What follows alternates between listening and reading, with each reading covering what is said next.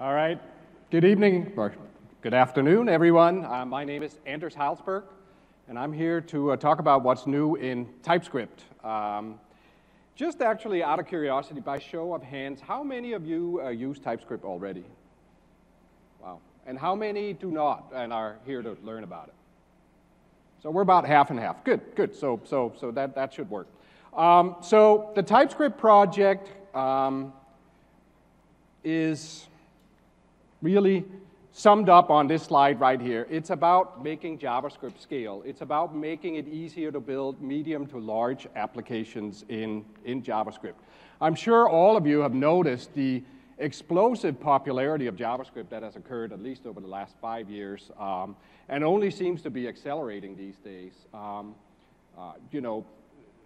Fantastic developments in browsers like with V8 and the Chakra engines, with Node.js on the server side, NPM for package management, excellent frameworks like Angular and React, and there's just so much going on, and it's all powered by an incredibly active open source community. But at the core of it is, of course, JavaScript. And JavaScript was never really engineered to write large applications. It was, in fact, invented in about 3 weeks in the mid-90s as a quick response to Java, and Netscape added it to their browser. And for Brendan Eich, built it in 3 weeks, and for having only 3 weeks, he actually did a fantastic job. But you can only do so much in 3 weeks. And JavaScript was perhaps intended for 100 or maybe up to 1,000 lines of code, And now, with regularity, people are building 100,000-line apps, if not million-line apps. And that's very, very hard to do in a dynamic programming language that lacks all of the concepts that we are accustomed to for large-scale application development. In particular, up until recently, JavaScript didn't even have classes or modules. But in particular, JavaScript does not have a static type system. And if you think about what it is that powers all the intelligent tooling that we know and love in Visual Studio or in Eclipse or in JetBrains tools and whatever, it's all about having static types so the IDE can reason about what's going on in your program and give you invaluable features like statement completion, go to definition, find all references, refactorings, et cetera, et cetera. So as we thought about what we could do to make large-scale app development easier in JavaScript, we decided to build effectively a statically typed superset of JavaScript that compiles to plain JavaScript. So during development, you get an experience of having a grown-up language with all of the features that you want, and the language starts with JavaScript, so any piece of JavaScript is already TypeScript.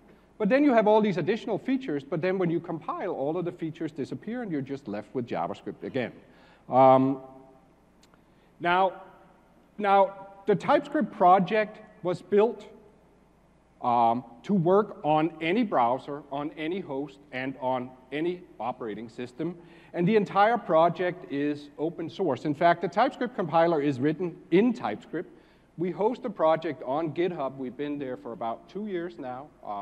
I personally write a lot of code, and I'm having more fun on this project than I've had in decades. I love writing code, and there's a great community behind us, a great team, very active, and we tend to release early and often.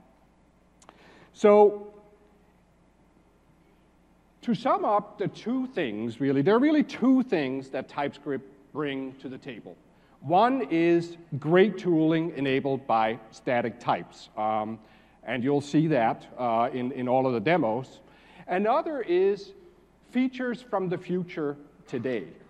The thing that TypeScript allows you to do is it allows you to use all of the latest features from the latest version of ECMAScript, which today is called ECMAScript 2015. It used to be called ECMAScript 6. And that includes modules, it includes classes, it includes Lambda functions, et cetera, et cetera.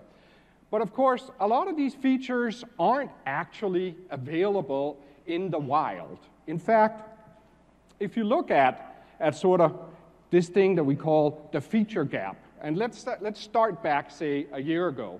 A year ago, the state-of-the-art of JavaScript was that ECMAScript 2015 was almost complete. And basically, there were specs for all of these new features, classes, modules, et cetera, et cetera. However, on the server, Node.js had only gotten to about ECMAScript 5. And on the web in the wild, well, it wasn't even clear that you could assume ECMAScript 5 at that time. So there's this gap of where you want to be as a developer, but where the target that you actually have to run on is at. And because JavaScript is extremely heterogeneous, you got to target possibly down-level Android phones that never get updated, that run on old versions of JavaScript. Well, this gap could be big, and you need something to fill it. And what TypeScript does is it allows you to use most of the new features in ECMAScript 2015, and then we can down-level compile them to JavaScript that works in ECMAScript 3 or ECMAScript 5 compliant browsers. And I'll show you that in some demos.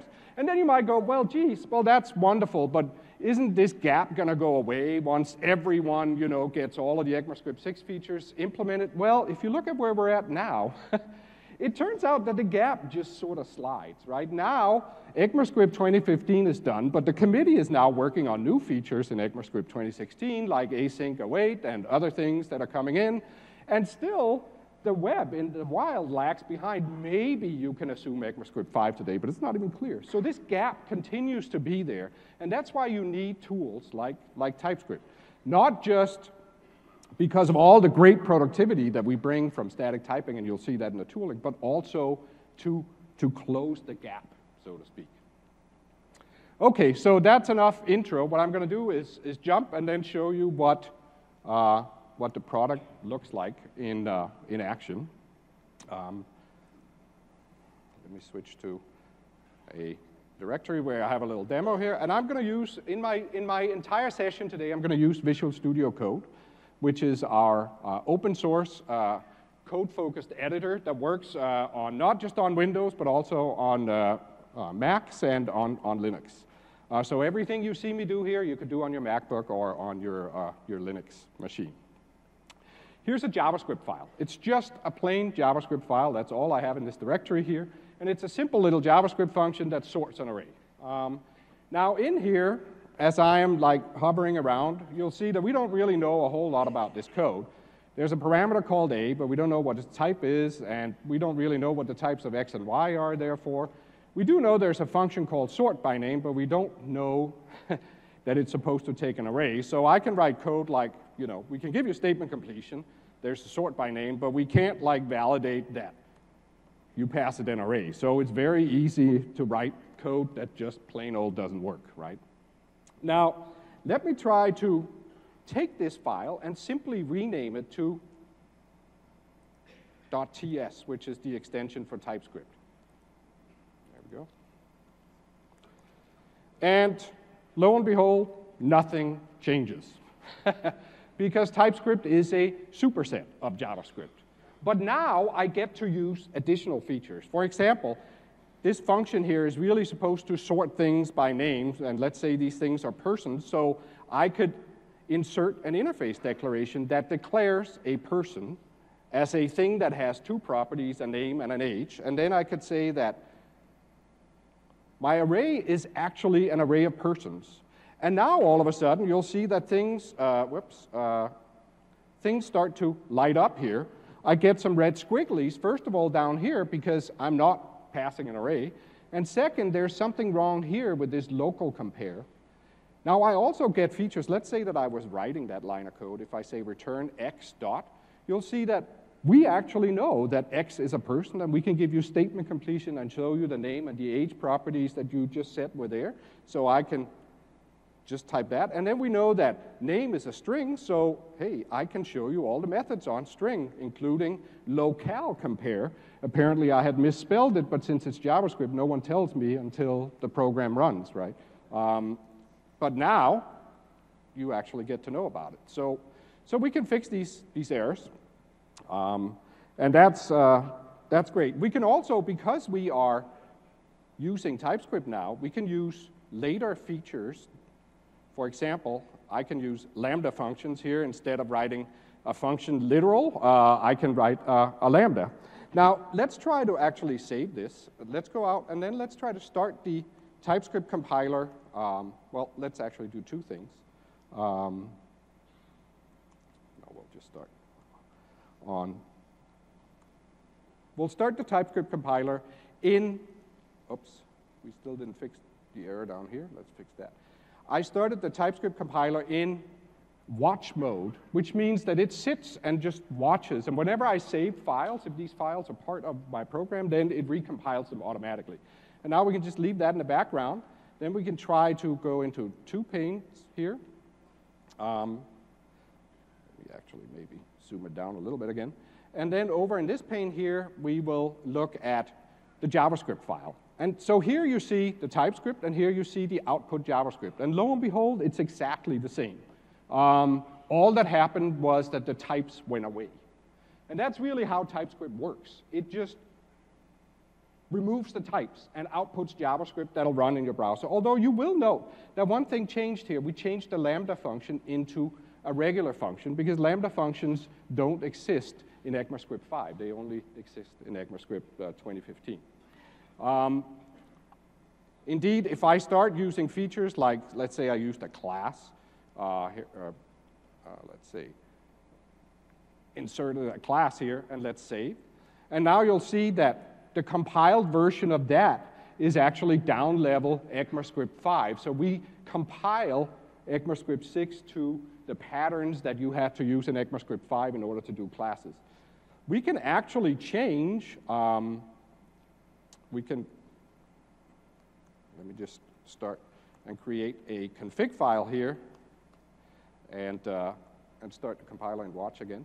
And then let's go back in here, and then let's try to change our output target to ECMAScript 6 and save that. And now you'll see that our code jumps and becomes ECMAScript 6, but with the types removed. So you can actually sort of move the slider up and down. You write your code as if the world is the latest and greatest, and then you can target whichever level you want to in your browser. Other features we can offer now, for example, is like in here, as I'm writing my code, we know what the properties are that you're supposed to, so we can give you statement completion as you're writing, like that. Also, we can offer cool features like refactoring. For example, notice here's a name property, and you'll see that we can highlight all the places that that's used, and I can say rename it to full name, and you'll see that it changes in those three places. But notice the name property inside greeter didn't change because that's a different type. It's a different property. And because we actually have semantic knowledge of what your code does, we can give you safe refactorings, which previously was impossible in JavaScript. And that's why very large JavaScript code bases tend to become read-only. Once you get to a couple of thousand lines of code, you dare not touch anything in there because, oh my God, it's just going to blow up. We're just going to hack around it and put a wrapper and something, you know, because nothing, unless you wrote unit tests for everything, you will not know whether your changes work. But here, we can actually have the computer reason about it for you. So that's a quick intro to what TypeScript does. Let me try to go back to the slides. And let's talk a little bit about where we are right now. So in the last year, we have released 4 versions of TypeScript. The team works really fast. We tend to be on a 3 to 4 month cadence. So since the last build, we've released 1.5, where we did the core features of ECMAScript 2015. Then 1.6 did the rest of ECMAScript 2015. Plus, we added support for React and JSX, and I'll show you that. In 1.7, we added async await support on Node. And other features, I just sort of picked some of them. And now in 1.8, we're supporting JavaScript and TypeScript projects, which sort of sounds backwards, but I'll show you what that looks like. In fact, these are all the features that I could fit on a slide that we've implemented in the last year. There are many more. If you go to GitHub and go to our project page, we have a roadmap where you can go see every feature linked to all of the pull requests or issues that led to that feature being implemented. You can follow the entire implementation history of everything. So this is just sort of a little subset of what we did. Okay, so let me jump back now, and instead of doing intro demo, I'll show you some of these features that we implemented in the last year. And then at the end of the talk, I'll show you some of the features that we're working on for the future. Okay, let me get out of this and kill this guy. And let's go to demo/ng Reddit here and fire up our editor. You can't, oh, sorry. There we go. So I went to a different directory and opened up a project called ng Reddit, which is a Reddit reader written using Angular 2. I'm sure some of you, or many of you, know that the Angular team at Google is actually using TypeScript to write the next version of Angular called Angular 2. We teamed up with them about a year ago, and they have been full on with TypeScript since. In fact, most of them use Visual Studio Code as well. It's a great partnership. Brad Green is here, and will be giving a talk on Angular later at the conference, so catch that if you can. Now this project here, I've already set it up. Basically, you can see there's a whole bunch of node modules that we've npm installed, like Angular and ES6 Promise and RxJS and so forth. And we've installed a bunch of types that came from the community. One of the cool things about TypeScript is that even if a JavaScript framework wasn't written in TypeScript, you can go write down all the type definitions for it. And then we can slurp them up and then give you intelligent experiences in the IDE. And the community has really gone hog wild on that. There's a site on GitHub called Definitely Typed, and they have collected now more than 1,500 frameworks are covered with type declarations. So pretty much any JavaScript framework you pick, you'll be able to use with TypeScript and get great experiences. But the cool thing, too, is that even if there are no type declarations, you can still use it. You just don't get the Cadillac experience, if you will, with statement completion and so forth. It just is as if you're writing JavaScript. Okay, now in this project here, we can, of course, navigate around. I can go to definition on component, and you see it jumps into the declaration file in here, and this is all of the type declarations for Angular. I can, say, go to the declaration for observable, and then I jump into the RxJS node package. And so you can see we actually have, this is a large project with a lot of files, and you get an experience that is very similar to what you're used to with, say, C# or Java in a grown-up development setting. Now, this app here is a little reader for Reddit. Let me try to go to Reddit and show you the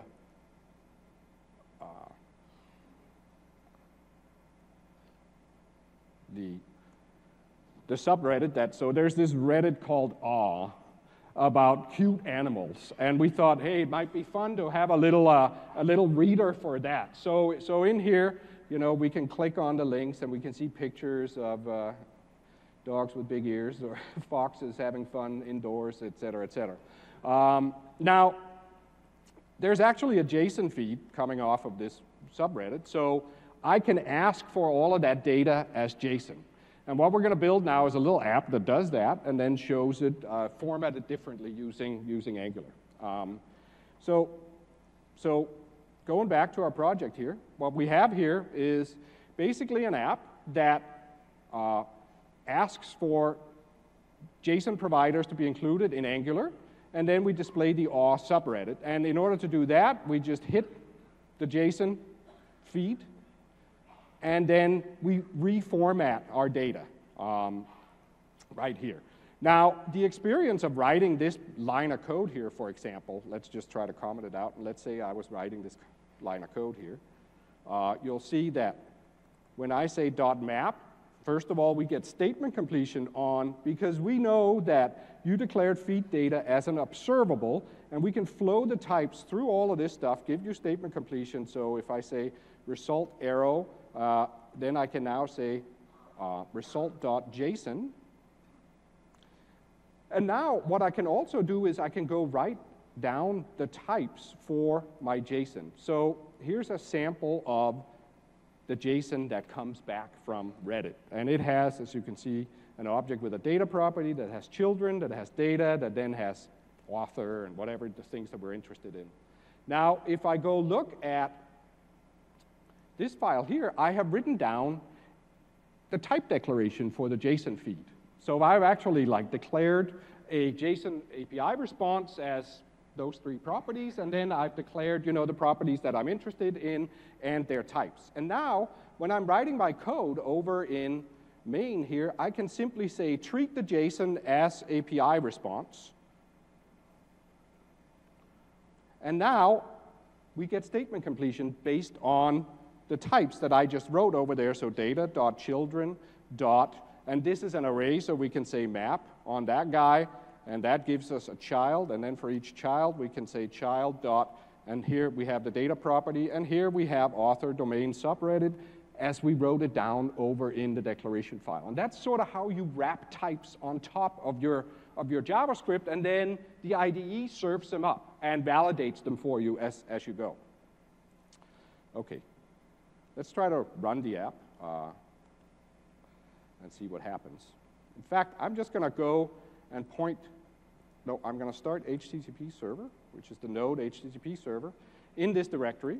Then I'm going to go back to this guy here, and I'm going to hit localhost 8080. There we go, and refresh. Now, you'll note that I just went there. I started the HTTP server and went to localhost. I didn't even compile. In fact, this particular project is set up to use a module loader. If we go back here, this guy uses the System.js module loader. And the System.js module loader allows you to configure transpilers that run in the browser as you're loading the app, which is not what you would do, of course, in the final setup, but it's great for development, because you just treat your TypeScript files as if it's something that could go over the web. And then the TypeScript compiler, because it is written in TypeScript and therefore compiles to JavaScript, can be embedded in your web page by the module loader, and the module loader can arrange for compilation to happen. And now you can just sit and have exactly the same workflow that you would have in JavaScript. Edit, save, go refresh the browser, and things just happen. That's pretty cool, isn't it? Yeah.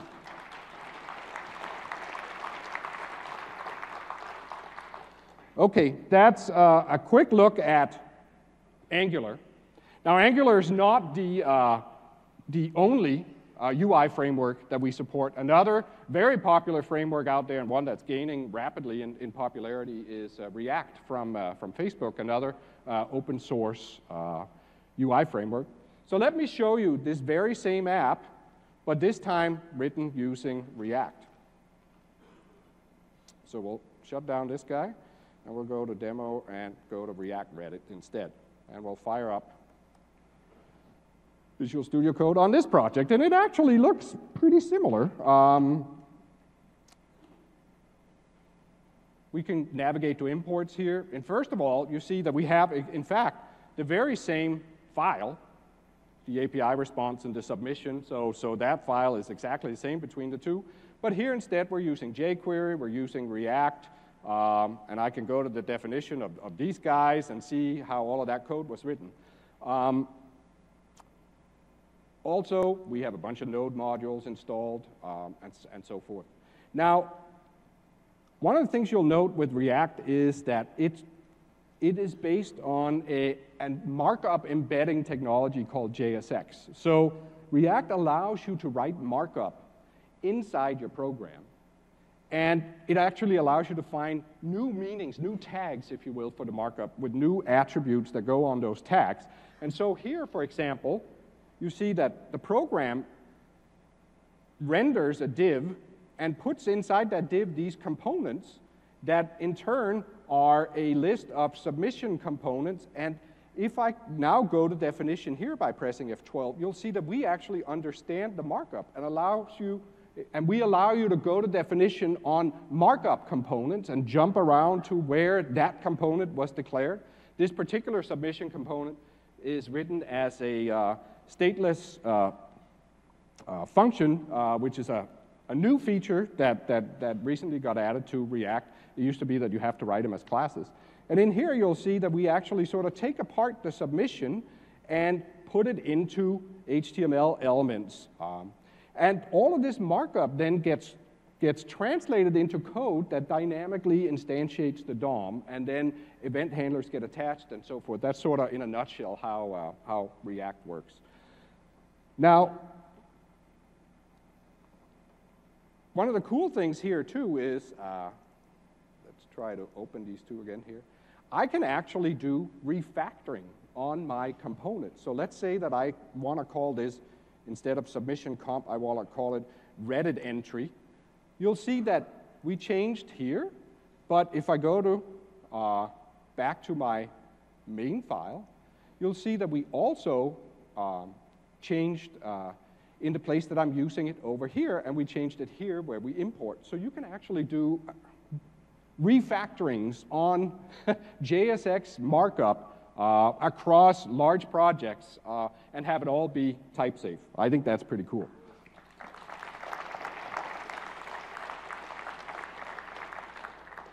All right, now before I run it, let's just look at how this app is put together. You'll see here that it basically loads up jQuery, React DOM, and then it references this thing called bundle.js. And bundle.js is actually a bundle of all of the files in my program. This program was written to use another JavaScript tool called Webpack. So in order to run it, I first have to Webpack it. So let me start up Webpack here. Let me remind myself what here. So I'll say start Webpack-W. And what this does now is it starts a background process that Webpacks my program as I'm developing it. So it's already completed here, and it has basically built this bundle.js. And the way it builds it is, if you look at webpack.config.ts, you see that it uses tsloader, which is, again, a community-provided loader that loads the TypeScript compiler and has Webpack invoke it to transpile your code, and then it bundles all of the modules together in one single file that can be downloaded with your app.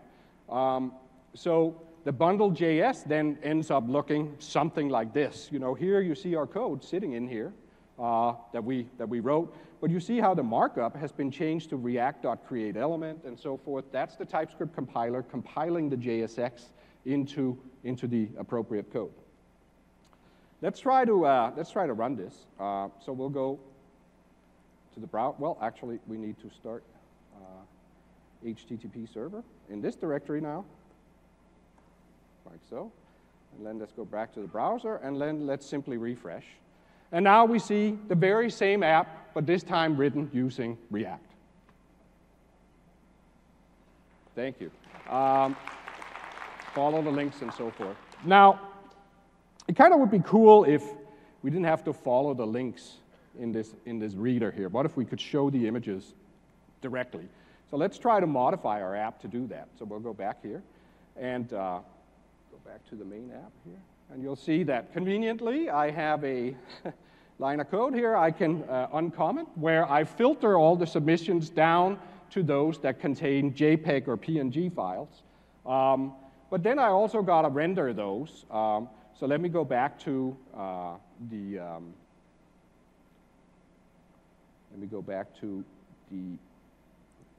component here, and then let me add a single tag down at the end here, an image tag. And you'll note here that we give you statement completion on the markup, right? So IMG, and then we know what the properties of an IMG are. There's a source property, and here now I can actually reference the local variable, the parameter that was passed in, and get submission dot, and of course we get statement completion off of the interface declaration that we wrote, and I can say style equals and here put in image style. Oops, not what I wanted. Image style like that, and close off. And then we'll save this guy, we'll save this guy. You'll note that as I save, Webpack runs and automatically bundles my app, so I don't have to worry about like compiling anything. I just save. And then I go back and here refresh, and now we see images in our little reader. Thank you. Oh, look at those. All right. Now, let me stop the HTTP server here. Now, the code that I just wrote, of course, isn't really how you can get away with writing your code. You'll see here that I'm actually doing cross-domain requests, which obviously wouldn't run in the wild. I would have to go back to my own server and have it serve up, whatever. So really, if I had to write this, I would have to have my server make the request to Reddit. Well, so that's an excellent excuse for me to have a little node project that I could build here that has a server that can serve up this content. So let's switch to another directory here.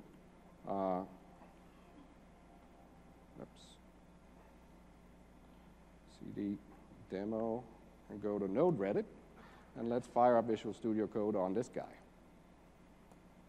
So here we have a little, I don't want the debug console to be up right now. Here we have a, let me kill these two also. A Node app that uses Express, which is an application server framework for Node.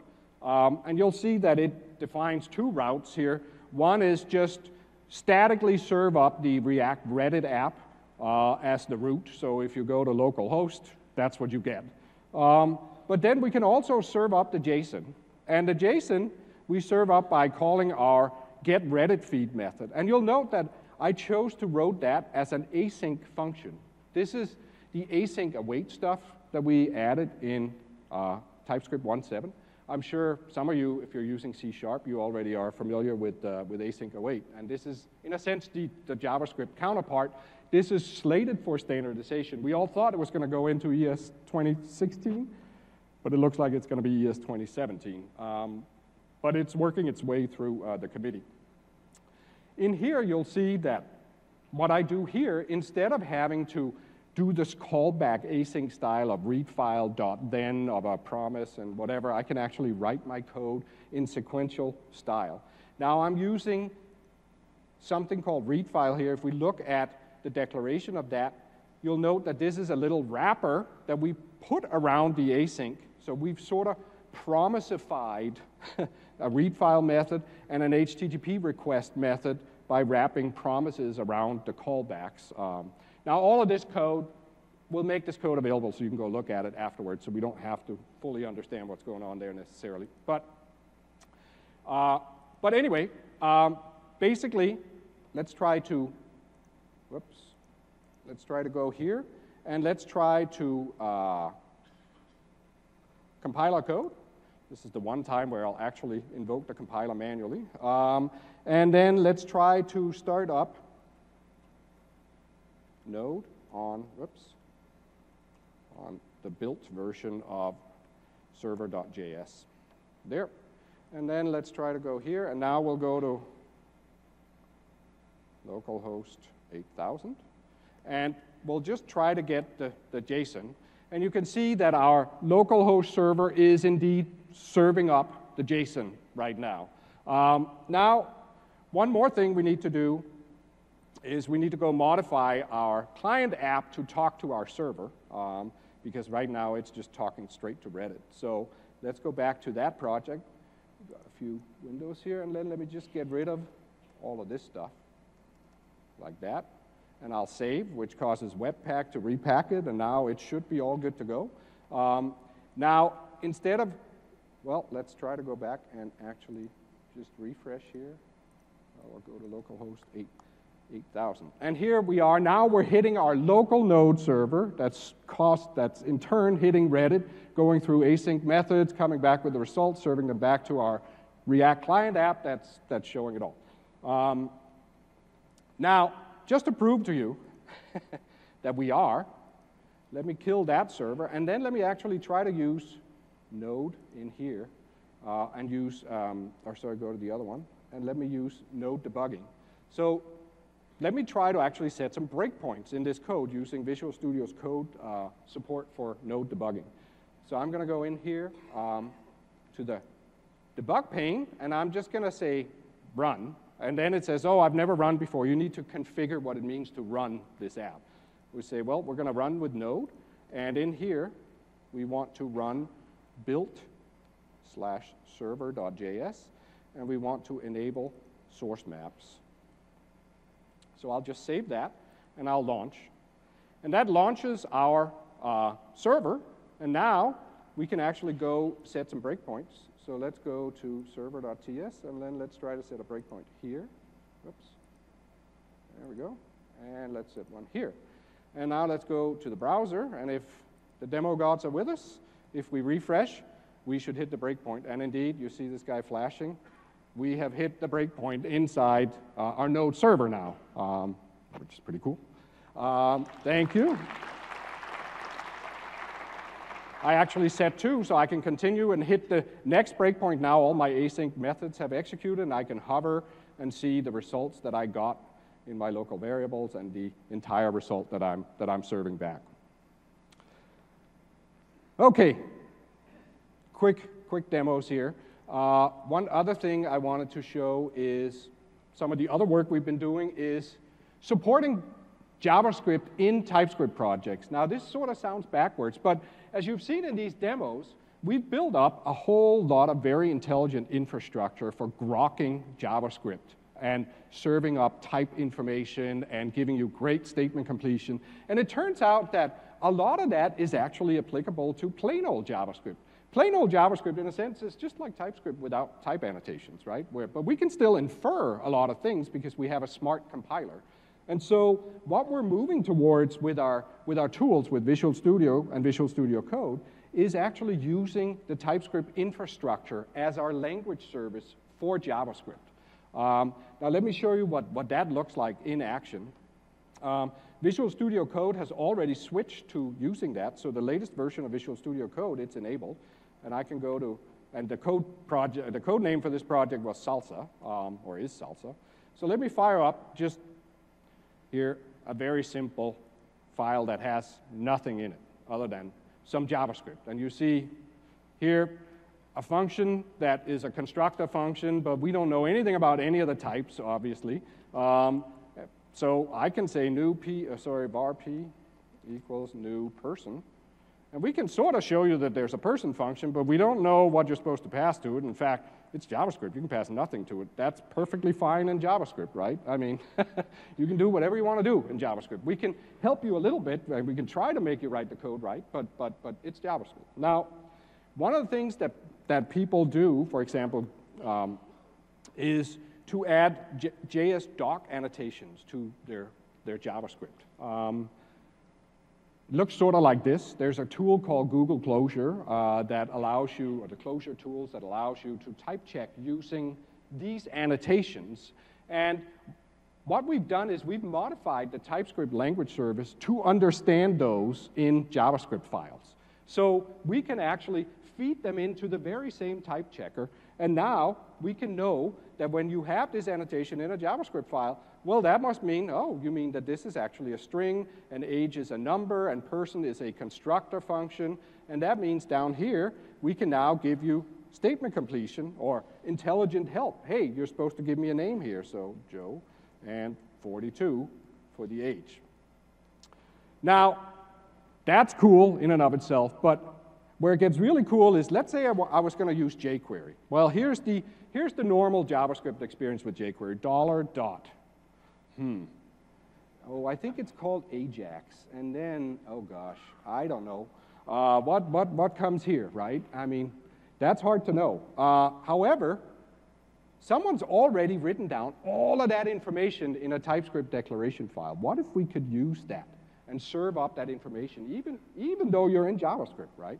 So let's try to look at how that works. So what I can do in this project is just create a tsconfig file, and then I can use tsd to install the jQuery type information. TSD is this tool that allows you to install declaration files from definitely type.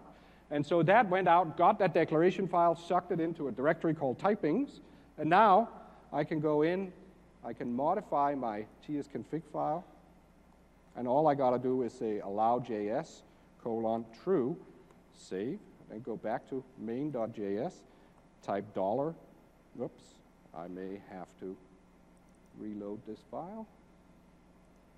Try to do that. Sometimes it picks it up, sometimes it doesn't. No, we need to reload the project, so let's save it. Restart it, like that. Okay, and now if I say $, lo and behold, I get statement completion for Ajax, and it tells me all of the things that can come next. And this is basically just leveraging work that's already out there, but not forcing you to switch to TypeScript. You can still, it can all be JavaScript if you like. Now let's say that I wanted to also use Lodash, for example, which is sort of the successor of underscore. And now, once I simply install that type information, now underbar dot, whoops, look at this, filter, it knows what the methods are. I can pass it an array like that. And then we can apply all that type information and know that in the callback, X is going to be a number because you gave me an array of numbers, and therefore we can show you all the methods of a number and so forth. And so all of a sudden, all of the goodness comes back. So this allows you to gradually move into a world where you take advantage of all of this information, and you can stop pretty much at any point, as you can see. You could just have plain JavaScript with nothing. Or you can have a little bit of help, or you can go further and rename your file to .ts and actually start writing annotations, if you will. It's entirely up to you where you put the dial. Okay, I wanted to show how in a project like this here, for example, we can actually even mix the two types of files. So I could add a file called utils.ts. And now in here, I could say function makePerson. And then I could say return new. And look, we actually know about this person constructor that you wrote in JavaScript, and we know what its parameters are. And this time, we will actually check. And if you pass it the wrong things, we're going to whine at you and say, no, no, no, no, you need to pass a name, and then you need to pass a number, and then we're good. So we can save that. Then we can go back to main.js, and now over here, we could say p equals makePerson. And in JavaScript, we know about the TypeScript file, and now here we get statement completion, and et cetera. So you can mix and match as you see fit and have gradual transition to TypeScript with an existing JavaScript project if that's what you'd like to do. Okay, let me go back to the slides. And let's talk about the future a little bit. So next on our roadmap is TypeScript 2.0. We think it's going to be out in probably a couple of months. So I'd say late May, sometime in June. And the headline of features that we're looking at right now is probably the #1 requested feature is non-nullable types. And I will give you a preview of what that looks like. We're also adding control flow-based type analysis. I'll show you what that is. We're adding down-level support for async await. That's a big work item because it requires us to rewrite our entire emitter back end because we need to do some pretty complicated source transformations in order to support async await on ECMAScript 3 and 5 that doesn't have generators. Other things are read-only properties, and you can declare this types, and we are improving the way you acquire type declaration files. So we're going to look at a few of these here. In fact, but I'm going to spend a little bit of time on the non-nullable type. And I have a couple of little slides here just to give you some elementary type theory here. this is how TypeScript views the world today. We have primitive types built in for JavaScript that are number and string and Boolean. And in those types, these circles are all the possible values of the type, right? And all the numbers are the possible values of the number type, but also undefined and null. And the same is true for string and Boolean. And in fact, any TypeScript type you write, we say that null and undefined is a valid value that you can assign to it. And that means we can't check whether a thing is null or undefined or not, because we say that it's always okay. And that means there are certain things we can't check. Now, we also support a feature called union types. And union types are sort of the ability for you to say, oh, this thing is either a number or a string. And it's written with a vertical bar. That's been in for a while, and it's super useful. It's often you write functions in JavaScript to take either a number or a string, and then or a number or a string array or whatever. Now, in TypeScript 2.0, we're introducing a new feature called strict null checks, or a new compiler switch called strict null checks. And in strict null checks, we say undefined and null are no longer part of all of the types, meaning that a number is a number, a string is a string, a Boolean is only true or false. It can't be null or undefined. What we're doing is we're actually extracting them out to be two distinct types. There's a new type called undefined, whose only possible value is undefined, and a new type called null, whose only possible value is null. And then we allow you to use union types to put them together. So if you want to have a thing that could be a number or undefined, well, you just write it as a union type. Likewise, if you want to have a string, but also allow someone to pass null or undefined, you just union them together as string or null or undefined. That's, in a sense, the crux of all of that work. That's really sort of the foundation that it rests on. So let me try to show you what that looks like in the real world here. Let me go to Demo New. Oh, sorry. Yes, I keep forgetting. There we go. OK. I'm going to go into a different directory and just fire up a blank little project I have here. And I'm going to go to main.ts. Here's a piece of code written in TypeScript today. It appears to have no errors, but sadly it does. I'm ashamed. Mea culpa. There are things in here that we should have found that we don't find. I don't know if some of you can see what the problems are, but why don't we have the compiler point them out to us instead? So I'm going to go into the tsconfig file, and I'm going to turn on this new feature called strict null checks. And then I'm going to go back to main. And lo and behold, we now get some errors here. First of all, the compiler is telling us that you use the count variable before you assign to it. Now, this is definite assignment analysis, which is part of this feature. And it tells us down here, too. Then it tells us that text, because text is an optional parameter, it could possibly be undefined, and you're not checking for it here, so this would cause an exception if you ran this code.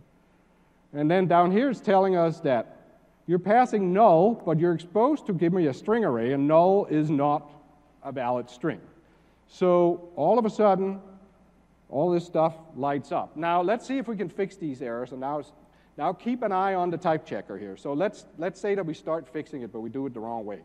Oh, yes, of course, I need to first set count equal to 0. Well, that actually would work inside the loop, but that's obviously not going to work down here. And really, where I need to do that is up here. And then that error goes away. And in fact, I don't even need the type annotation at that point anymore. I can just say count equals 0, and we know. So what you saw here is that we are actually checking all of the various ways that flow or control could reach each use of the count variable, and checking that in all of those branches, there is a value that has been assigned to the variable before you can use it. It's called definite assignment analysis, and that's part of this feature. Now, here's a similar one. Well, not similar, but it's the fact that, because text is an optional parameter, and because down here we could call this method and not pass it anything, that means that we could get the value undefined at this point. And we need to guard against that. Now, one way we might guard against it is just, let's just put it all in an if statement and say, if text, then do all this stuff. And let's indent all of this. Okay, like that. Well, that sort of takes care, but now another problem pops up here. There's no ending return statement in our function, and the return type doesn't include undefined. You've said that you're going to return a number, but if you run this code, it might fall out the bottom and return undefined, and that's going to cause someone downstream to have an error. So we need to fix that. Now, we could fix it by saying return 0 here, and then that shuts up the checker. Now it's happy. But we might also instead maybe have written the code differently. We might have said, well, why don't we say, and this is just sort of the bailout style, if not text, return, otherwise do all of this stuff. And now we're happy down here, but lo and behold, it says, you need to return a value, so let's say return 0. And now we're good. Now, actually notice what happens here. Up here, text is a string array or undefined, but down here, it is a string array. Because there's no way that control could get to this point, because we've already, in all preceding code paths, returned. And this is control flow-based type analysis that we're also putting into this guy right now. So we're starting to see a really deep understanding of your code here, right? And it gets really hard to make mistakes. I'm trying best I can here. Now there's one down here, type null is not assigned. That's right, we still didn't fix that. So one way we could fix that is we could say, well, okay, we take string or null. So this is an optional parameter of strings or nulls in an array. And that's good, but now a new error pops up. It says, whoops, line is possibly null or undefined. Oh, well, so we need to guard against that and say line and line.length not equal 0. Now we're good. Now, and this code has no bugs in it. But thank you.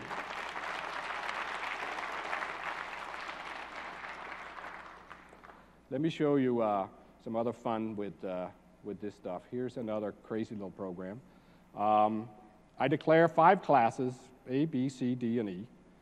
And then I have this crazy function that returns an A or a B or a C or a D or an E. And we just infer that from what comes out of that crazy return statement, right? And then I have an even stranger function down here that gets an A or a B or a C or a D or an E.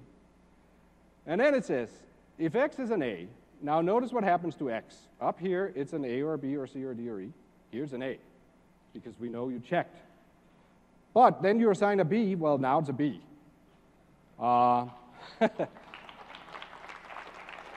Otherwise, in this branch here, well, it's a C or a D, or B or a C. But here, it's not a D, so it must be an E.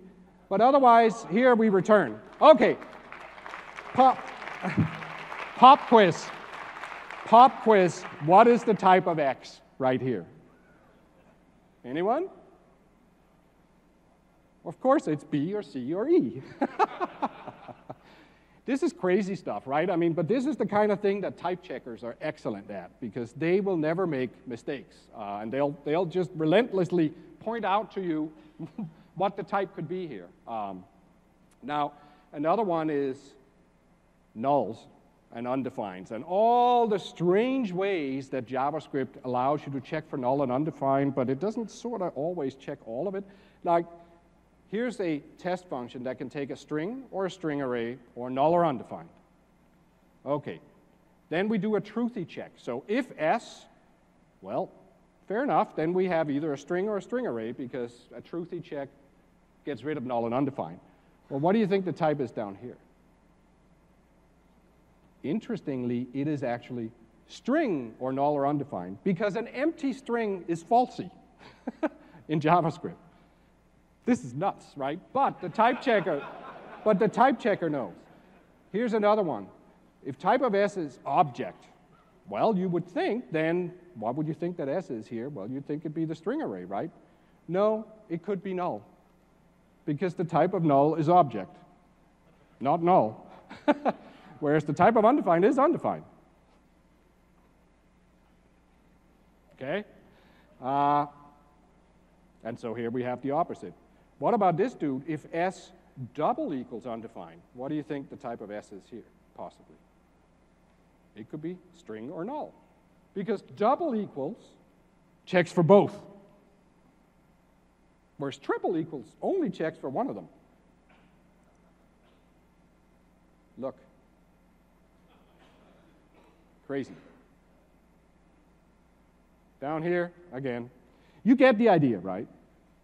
JavaScript has some quirks, but you can teach a compiler about the quirks, and you can have him check all of these things, and that's basically what we're doing here.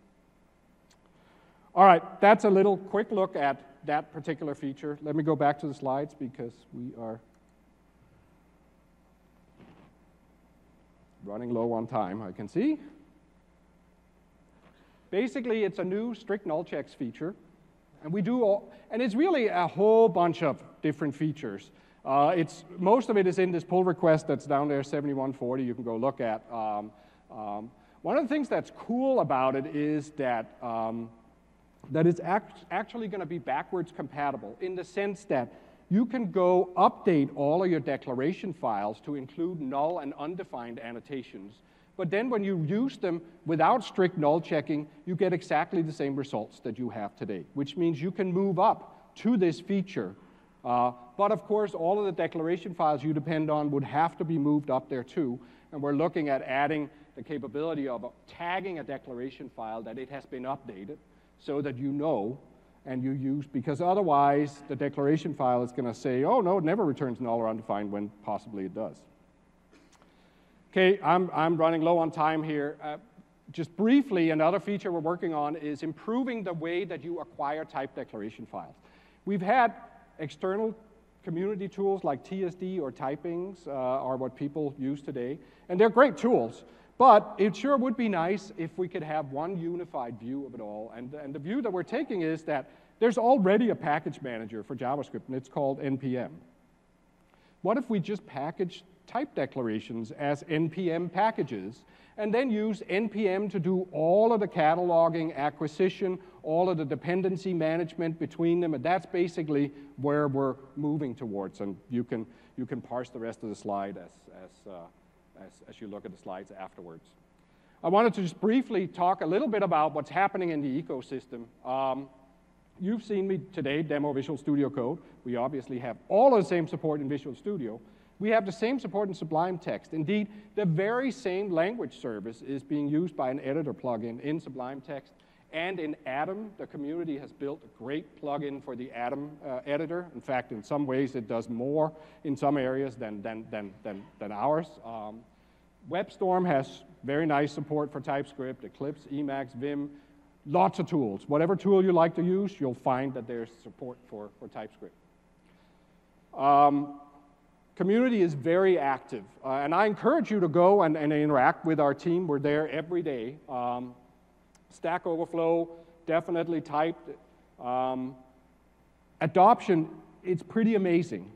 Our adoption numbers on NPM are up 15 to 20x over the last year. So we just last month closed, went over 1 million downloads per month on NPM. Now, of course, these are not individual users. This is a lot of auto-provisioned stuff, but nonetheless, there's enormous traction in the community. Lots of people, lots of friends of TypeScript, and if you're a friend of TypeScript, go add your logo to the page, please. And finally, I'll leave this slide up. Lots of frameworks are now using TypeScript to do their development, like Angular is a prime example, but many of the others are doing it, and it's simply because they are writing these huge code bases, and TypeScript delivers precisely the kind of checking that they need to write them safely. And that's it. I filled the whole hour here, I think. I thank you for coming. Please check out TypeScript and let us know what you think. Thank you. Thanks.